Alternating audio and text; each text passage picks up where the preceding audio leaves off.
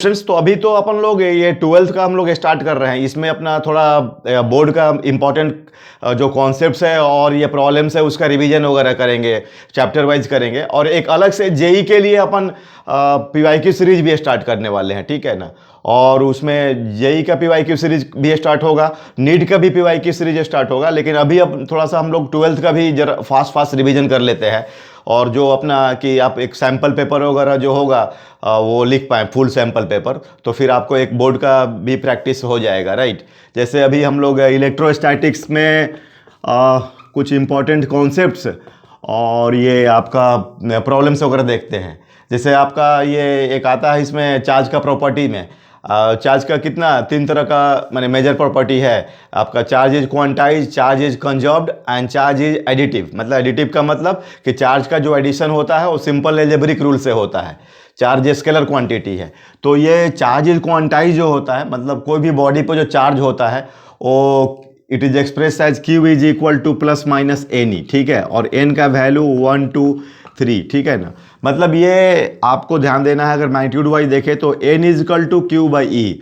और ये तभी पॉसिबल होगा जब आपका ये क्या होगा, ये इंटीजर होगा, राइट।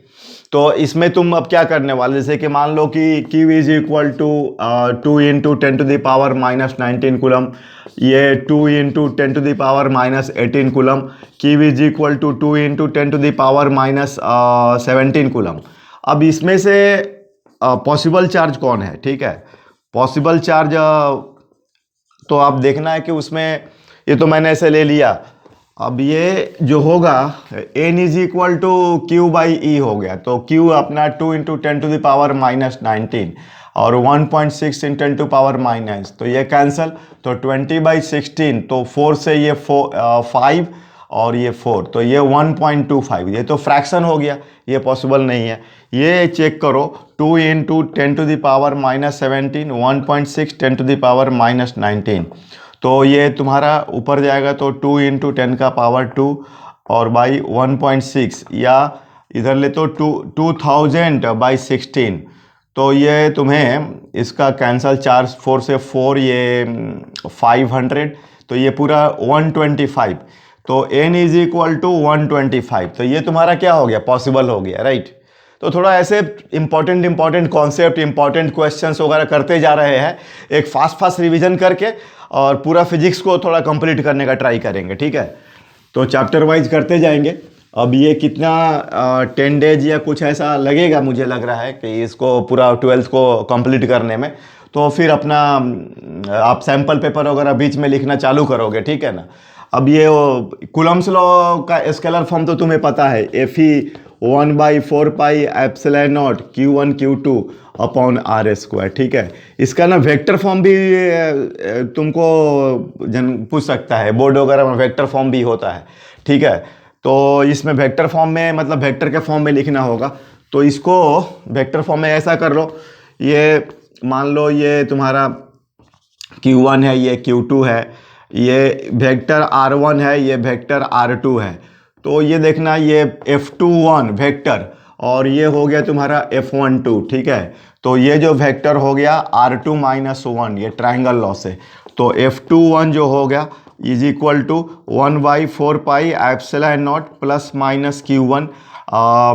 इसको तुम ऐसा लिख सकते हो, इसके अलॉन्ग है, तो vector R2 minus vector R1 and mod of R2 minus R1, ये हो गया आपका इसका एक्सप्रेशन, ठीक है, वेक्टर फॉर्म में हो गया। तो ये आप लोग पढ़ाई किए होंगे, बस ये अपन तो एक रिवीजन कर रहे हैं, थोड़ा आपको रिकॉल कराने का ट्राई किया जा रहा है, ठीक है। और F12 जो होता है वो इसका अपोजिट होता है, F21, मतलब ये F12 और F21 जो होते हैं इक्वल एंड अपोजिट होते हैं। तो 1/4 pi epsilon not plus minus, यहाँ पर ध्यान देना यार, plus minus Q1 and plus minus Q2, right. तो plus minus Q1 plus minus Q2, और ये इसको वो R1 माइनस R2, ठीक है ना, और mod of R1 minus R2 का पावर 3। ये अंदर में तो R1 माइनस R2 लिखो या R2 माइनस R1 लिखो, तो मॉड है, न्यूमेरिकल वैल्यू चाहिए सिर्फ, राइट। तो ये तो तुम्हारा वेक्टर फॉर्म पे हो रहा है, और भी ऐसे धीरे धीरे हम लोग डिस्कस करते जाएंगे। इसमें ये आपका superposition, principle of superposition for the Coulomb's law, मतलब electrostatic force principle of superposition, right, principle of superposition. तो इसमें ये इलेक्ट्रोस्टैटिक फोर्स के लिए, अभी तो कूलम्ब्स लॉ कितना है, 2 चार्ज के लिए या आपका मल्टीपल चार्जेज, ठीक है ना, मल्टीपल चार्जेज हैं तो उसमें क्या होगा, जैसे कि ये मान लो कि ये Q0 है, ये Q1 है, ये Q2 है, Q3 है, Q4 है, तो ये F1 हो गया, इधर F2 हो गया, ये तुम्हारा F3 हो गया वेक्टर, और ये F4 हो गया, ठीक है। तो ध्यान दो कि ये ऐसा मतलब एक लॉजिकल क्वेश्चन पूछ सकता है कि कूलम्ब्स लॉ में प्रिंसिपल ऑफ सुपरपोजिशन वैलिड है कि नहीं है। हाँ, तो वैलिड है, बिकॉज ये जितने फोर्सेज हैं ये सब एक दूसरे पर डिपेंड नहीं करते हैं। मतलब अगर आपका ये F1 है, ये रहे या नहीं रहे, आपका ये इंटैक्ट रहेगा, मतलब ये F1 ही रहेगा। और तो पहला कि इसमें देखना वैलिडिटी तुम्हारा पूछेगा कि वैलिडिटी ऑफ सुपरपोजिशन कि है कि नहीं है, वैलिड है कि नहीं, तो वैलिड है, ठीक है। मतलब ये आपको एक दूसरे से इंडिपेंडेंट है, तो इसलिए हम लोग, और F net on the Q0 जो होगा ना, वो आपको वेक्टोरियली ऐड होगा F1 plus F2 plus like that, right. तो ये है आपका, राइट। अब इस पर भी सब ऐसे, जैसे कि तुमको क्वेश्चंस जो आएंगे, अब ऐसा है कि मान लो कि भाई ये 4Q है, ये तुम्हारा प्लस Q है, ये बीच का डिस्टेंस L है, और ये एक Q0 चार्ज है, इसको कहाँ पर रखा जाए कि उस चार्ज पर, जैसे सपोज डैट कि ये A है, ये B है, तो ये Q0 को कहाँ पर रखोगे कि नेट फोर्स क्या होगा, 0 होगा, राइट। तो आप देखो यहाँ पर ले लो आप Q0, ये C ले लो, ये X ले लो, ये L माइनस X ले लो, ठीक है।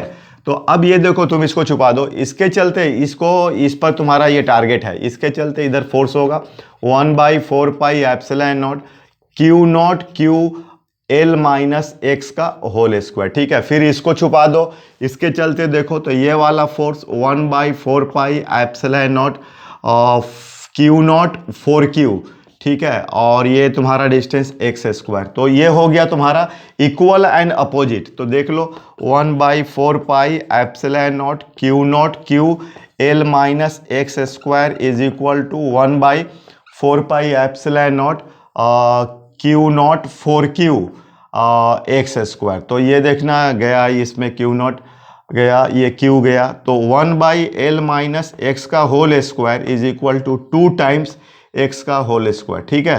तो 1/L minus X is equal to plus minus, ये आपका, इसमें ध्यान देना भाई, इसका जो मतलब ये तो बीच का प्लस ही लेंगे, 2/X, राइट।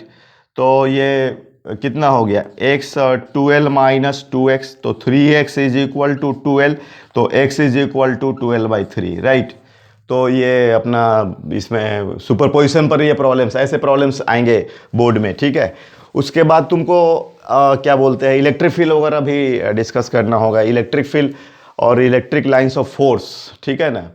तो थोड़ा थोड़ा सा मैं आपको याद करा रहा हूँ, रिवाइज कर रहा हूँ। Electric lines of force, actually बात करते पहले इलेक्ट्रिक फील्ड का, उसके बाद electric lines of force discuss करेंगे। तो इलेक्ट्रिक फील्ड, तो इलेक्ट्रिक फील्ड में आपको क्या है, मतलब कि ये इलेक्ट्रिक फील्ड अगर देखा जाए तो ऐसा बोलते हैं ना कि कोई चार्ज पार्टिकल है तो अनदर चार्ज पार्टिकल को क्या करता है, या तो अट्रैक्ट करेगा तो रिपेल करेगा।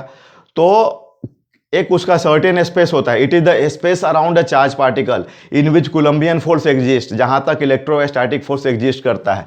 अब ये प्लस Q है, तो अब जहां तक ये फोर्स लग रहा है, या यहाँ लग रहा है लेकिन यहाँ नहीं लग रहा, तो यहाँ पर इलेक्ट्रिक फील्ड क्या होगा, 0 होगा, ठीक है। तो it is the space around in which Columbian force exist, ठीक है। और इंटेंसिटी ऑफ इलेक्ट्रिक फील्ड को हम लोग क्या बोलते हैं, ई बोलते हैं, इंटेंसिटी ऑफ वेक्टर ई, है ना। ये बोलोगे तुम इंटेंसिटी ऑफ इलेक्ट्रिक फील्ड, ठीक है, इंटेंसिटी ऑफ इलेक्ट्रिक फील्ड। तो इसको हम लोग कैसे डिफाइन करेंगे, तो ये intensity of electric field is define as electrostatic force per unit test charge, ठीक है। अब ये इंटेंसिटी, ऐसा सब definition, intensity of electric field, ठीक है, intensity of the electric field at any point is defined as electrostatic force per unit test charge, as electrostatic force per unit test charge, right, per unit test charge. मतलब ये F E is equal to F E by Q T, ठीक है, newton पर coulomb. ये m1 L1 T minus 2 AT, right. तो m1 L1 T minus 3 A का power -1। ये जो Q होता है, Q करेंट इनटू टाइम होता है, तो डायमेंशन ऑफ द Q ये क्या होगा, AT होगा, राइट। ये कभी कभी तुम लोग को उसमें एप्सिलॉन नॉट का भी पूछता है, जैसे ये F is equal to 1/4 pi epsilon naught Q1 Q2 by are square. तो epsilon naught is equal to Q1 Q2 4 pi FR square. तो ये coulomb square newton metre square, coulomb square newton metre square, right. तो इसमें तुम्हें A square T square m1 L1 T minus 2 L square, फिर इसको आप solve करोगे तो इसमें तुम्हारा डायमेंशन मिलेगा एप्सिलॉन नॉट का। तो उसका एप्सिलॉन नॉट का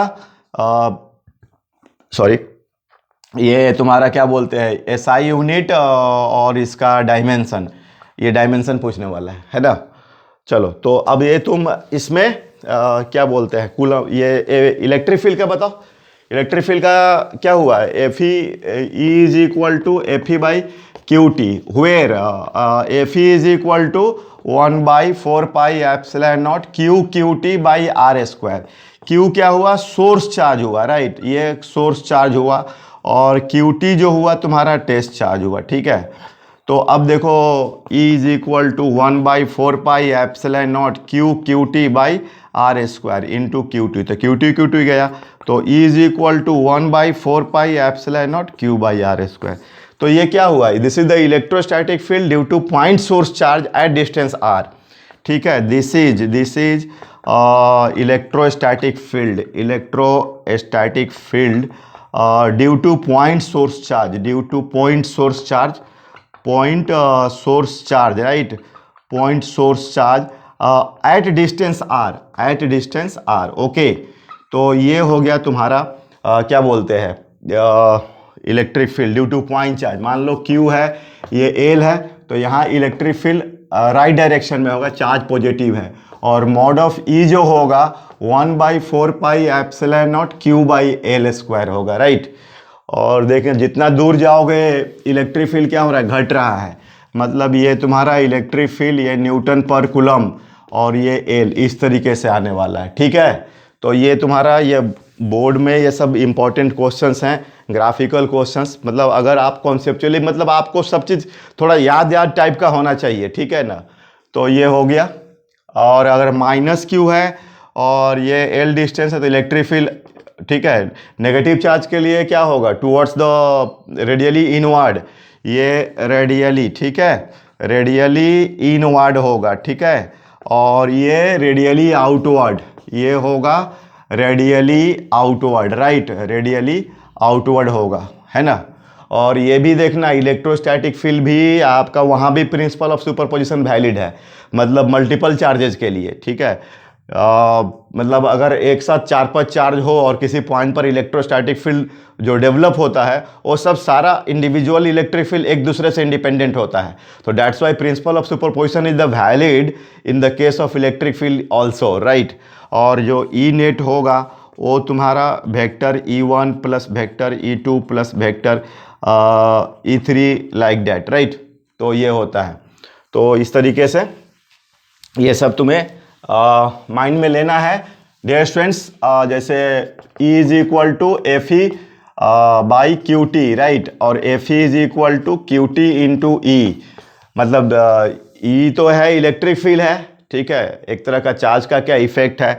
अब जैसे ये तुम्हारा इलेक्ट्रिक फील्ड हो गया ई नॉट न्यूटन पर कूलम, और ये आपने प्लस क्यू चार्ज है, मास m है, तो ये इस पर फोर्स जो लगेगा वो होगा कीवी नॉट, एक्सलेशन क्या होगा, कीवी नॉट बाई एम होगा, राइट, इस तरीके से, ठीक है। जैसे मान लो कि तुम कोई इलेक्ट्रिक फील्ड लेते हो, ऐसा ये इलेक्ट्रिक फील्ड है और यहाँ पर एक चार्ज है, प्लस क्यू चार्ज है, मास m है और ये mg लग रहा है, और ये मान लो ऐसा पूछ दिया कि what is the required electric field such that this point charge is suspended in the air, this point charge is suspended in air, तो बोलो ये मान लो E, तो ये तुम्हारा QV हो गया, तो QV is equal to mg हो गया, तो E इज इक्वल टू क्या हो जाएगा, mg बाई QV हो जाएगा, right. E is equal to mg by QV। तो ये अपना इस तरीके से हो गया। और भी इसमें तुम तरह तरह से प्रॉब्लम, जैसे कल ही मैंने डिस्कस किया था पेंडुलम प्रॉब्लम। अब ये इलेक्ट्रिक फील्ड है और आपका कोई ऐसा Q है, ये तो ये QV हो गया और ये mg हो गया, तो इसमें थीटा जो बन रहा है tan theta is equal to QV upon mg, ठीक है, और T is equal to tension is equal to mg का होल स्क्वायर प्लस QV का होल स्क्वायर, राइट। तो ये हो गया, ठीक है। तो आई होप कि आप पॉइंट चार्ज के लिए आप तो इलेक्ट्रिक फील्ड निकाल पा रहे हो। अगर मान लो कोई पॉइंट चार्ज दे दिया, Q दे दिया और ये डिस्टेंस x है, तो यहाँ पर QT, अब यहाँ पर तुझे इलेक्ट्रिक फील्ड निकालना है, ठीक है ना। डायरेक्शन वाइज तो तुझे पता है कि ये इधर होने वाला है, तो यहाँ लेट ऐसा QT रख लोगे और E का डेफिनेशन Fe बाई QT, तो 1/4 pi epsilon not Q into QT by x square into 1/QT, तो QT तो गया, तो ये 1/4 pi epsilon not Q by x square Newton पर कूलम, ठीक है। तो ये इसका वेक्टर फॉर्म भी तुम सोच सकते हो, जैसे ये तुम्हारा वेक्टर फॉर्म में ये Q हो गया, ये R हो गया, ये तुम्हारा पॉइंट है, ये ले लो इसको R0 ले लो, वेक्टर R0, तो ये देखना ये जो वेक्टर होगा R0 माइनस वेक्टर R होगा, राइट। तो ये वेक्टर E हुआ, ठीक है ना। इसको देखो तुम ध्यान देना, अगर इसको तुम्हें समझ में नहीं आता है तो इसको वेक्टर x मान लो, ट्रायंगल रूल लगा दो, ट्रायंगल रूल में ये वाला वेक्टर और ये वेक्टर एक साथ ऐड करोगे because they are in the same order, तो vector r plus vector x और अपोजिट ऑर्डर वाला जो होगा वो इक्वल होगा, तो ये R0, तो therefore vector x is equal to R0 minus R, तो ये हो गया। और vector E is equal to 1/4 pi epsilon not plus minus Q and vector R0 minus vector R and mod of R0 minus R का power 3, ठीक है। ये तुम्हारा वेक्टर फॉर्म हो गया। तो आई होप कि ये समझ में आ रहा है, तुम्हें अंडरस्टैंड कर रहे हो। तो ये वेक्टर फॉर्म हो गया है, ठीक है। इस तरह से इलेक्ट्रिक फील्ड तुम्हें डिफरेंट ये सब निकालने के लिए आना चाहिए, राइट।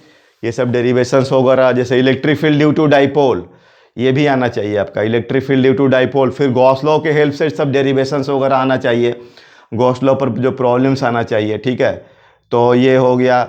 नेट इलेक्ट्रिक फील्ड भी पूछ सकता है, जैसे कि मान लो कि अब ये तुम्हारा ये प्लस Q चार्ज है, ये माइनस Q चार्ज है, ये L है, तो E नेट एट A क्या होगा ये निकालना है। तो देखो ये इसके चलते इधर होगा, मान लेते हैं इसको E, इसके चलते इधर होगा E, और ये देखना एंगल, ये इक्विलेटरल ट्रायंगल है, तीनों बराबर है, तो ये 120 होगा, तो इसका रिजल्टेंट जो होगा इधर जाएगा, E नेट, मतलब ये इस डायरेक्शन में जाएगा।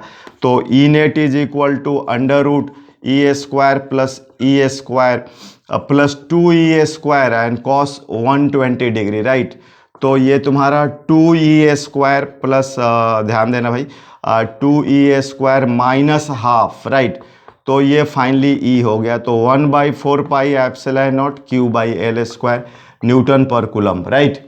तो ऐसे ये तुम्हारा नेट इलेक्ट्रिक फील्ड है ना। और ये इलेक्ट्रिक डाइपोल के बारे में बोलो, इलेक्ट्रिक डाइपोल वगैरह का तो ये आइडिया होगा। इलेक्ट्रिक डाइपोल में डाइपोल ये क्या है, डाई मतलब क्या होता है, 2 पोल्स, राइट। तो ये माइनस Q प्लस Q, ये सिस्टम को ही हम लोग इसी सिस्टम को, मतलब ये आपका एक्सिस ऑफ डाइपोल बोलते हैं। It is nothing, it is the क्या system of 2 charges in equal magnitude opposite sign kept at small separation, ठीक है। It is a system, right, system of 2 charges, right, system of the 2 charges equal magnitude of equal magnitude, right, magnitude and opposite sign kept at a small separation, right, kept at a small separation, all right।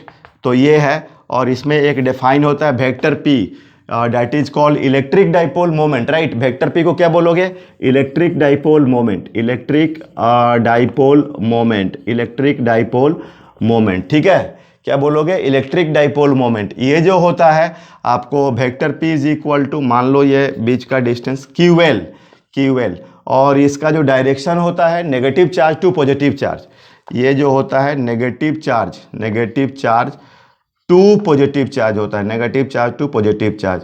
और इसका unit mod of P is equal to, बोलो कितना होगा? Mod of P is equal to QL होगा, ये होगा coulomb metre, ठीक है, कूलम मीटर।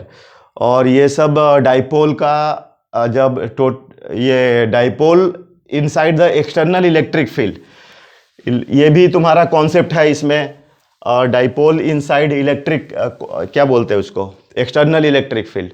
तो dipole, electric dipole inside external uniform electric field, external uniform electric field, right. तो इसमें देखो ये तुम्हारा ये इलेक्ट्रिक फील्ड है, न्यूटन पर कूलम है।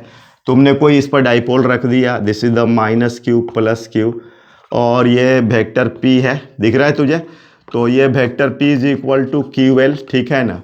अब इस पे तुम्हें फोर्स, टॉर्क, ये सब देखना है, पोटेंशियल एनर्जी वगैरह, इसका ऑसिलेशन वगैरह, ये सब प्रॉब्लम आने वाले, ठीक है ना, डाइपोल पर। ये इंपॉर्टेंट टॉपिक है डाइपोल, इससे बोर्ड में कहीं ना कहीं से आपका प्रॉब्लम्स आ सकता है। ये अच्छा, मतलब ये कॉर्नर है, बोर्ड कॉर्नर आपको देखना है। इस पर ये इलेक्ट्रिक फील्ड, तो ये QV हो गया इधर, और ये -QV, या vector F is equal to, आप बोले तो QV i कैप बोल सकते हैं, and plus QV minus i cap, तो ये हो गया 0।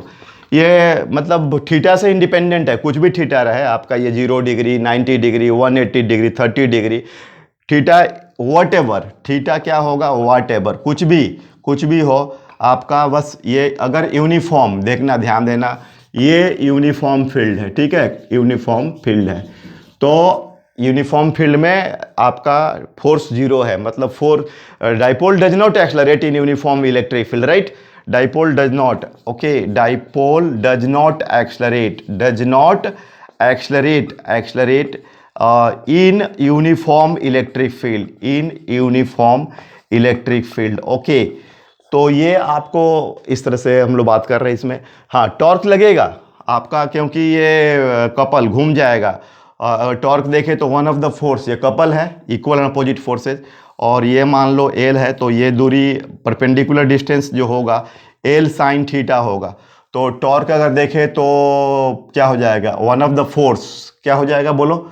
कपल, ये तो कपल है ना, तो टॉर्क तो वन ऑफ द फोर्स, ठीक है, one of the force into perpendicular separation, right, perpendicular separation होगा।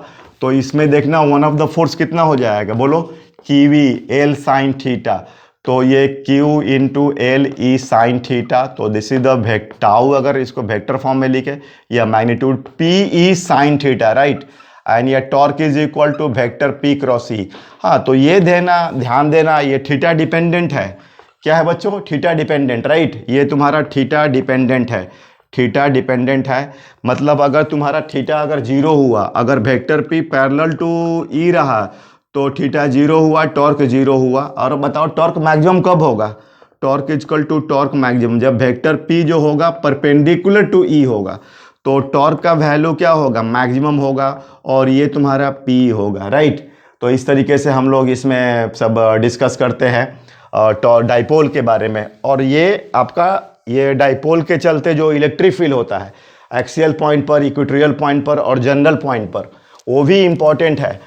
इलेक्ट्रिक फील्ड जो होगा आपको ये डाइपोल के चलते, इसमें जैसे ये डाइपोल हुआ -Q + Q, तो ये एक यहाँ पर पॉइंट है, एक यहाँ पर पॉइंट है, और एक यहाँ पर, ये तो जनरल पॉइंट हुआ।